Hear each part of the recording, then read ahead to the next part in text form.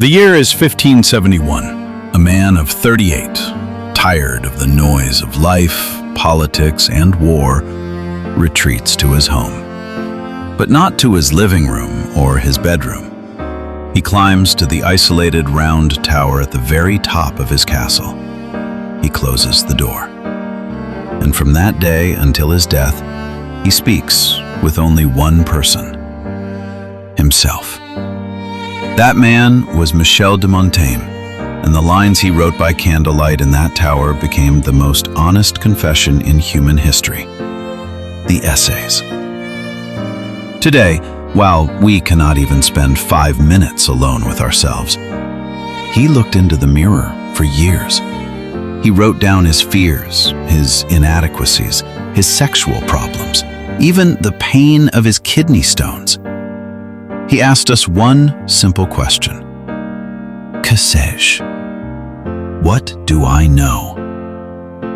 Today, we are going to climb that tower, because Montaigne whispered one thing to us from 500 years ago. The greatest wisdom is knowing how to be yourself. Let's unlock the 4 doors of his philosophy. Door 1. Solitude, the back room. Look at where you are right now. It's crowded, isn't it?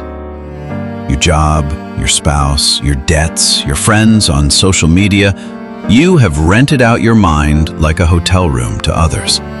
Every square meter of your soul is occupied. You have no corner left just for you. Montaigne rebelled against this centuries ago. He gave us the concept of the Arrière-boutique, the back shop. He said, of course, have a wife, a job, friends, but in the depths of your soul, have a back shop where no one, not even your loved ones, can enter. A place that belongs entirely to you. This does not mean running away from people. It means not losing yourself. In that shop, you have no boss, no father, no husband, no wife. There is only you and your naked thoughts. If you can retreat into that back room even while the storm rages outside, you are truly free. Door 2. Death, the art of dying. We come to the heaviest page. To philosophize is to learn to die. We see death as an accident, a mistake, or a distant possibility. But Montaigne slaps us in the face with this truth: you do not die because you are sick. You die because you are alive. Death is the condition of existence. There is no cure. Yet we pile up plans for the future as if we will never leave. Montaigne calls this slavery, because the man who fears death becomes a slave to life. He says, he who has learned how to die has unlearned how to be a slave. Do not worry about when the end will come. Nature prepares you for that moment. Even uneducated peasants die with more dignity than philosophers, because they do not resist. They let go. Do not poison the journey just because the destination is the end. Door 3. Anxiety, the theater of fear. When you go to bed at night, the horror movies start playing in your head, don't they? What if I get fired? What if they don't love me? What if I am disgraced? Our bodies are in bed, but our souls are on a battlefield. Montaigne took an X-ray of this sickness. He realized, I have lived through some terrible things in my life, some of which actually happened. Do you understand?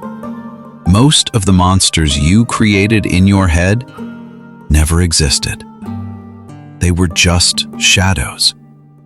We suffer more in imagination than in reality. Montaigne's prescription is clear. Do not turn your mind into a garbage dump.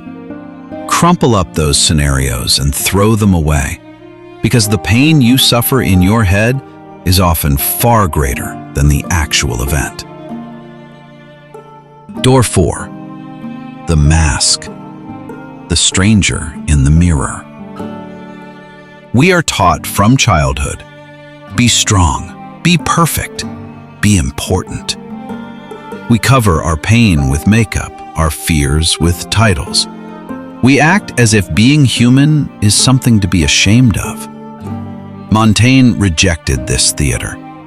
He wrote down his impotence, his memory loss, his bowel movements. Why? Was he crazy? No. To teach us this lesson. Look, I am flawed.